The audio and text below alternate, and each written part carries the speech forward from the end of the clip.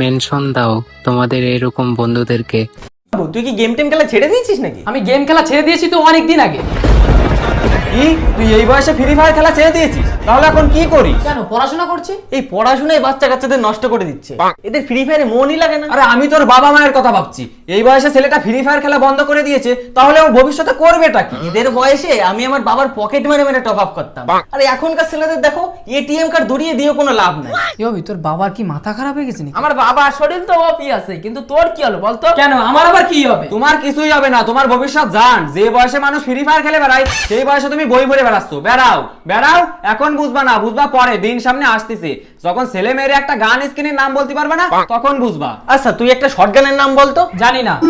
এটাও জানিস না? আরে ও জানবে কি করে? সারাদিন বইয়ের পিছন মারলে কি জানা যায় নাকি? তুমি একটু গুণ কথা কম কও। আমি গণ কথা একটু বেশিই কই। আরে তুমি ওর কথা বাদ দাও তো, তুমি আগে আমার ছেলের অ্যাকাউন্টে 3 লাখ টাকা টপ আপ করে দাও। আরে বাবা, তোমার এত টাকা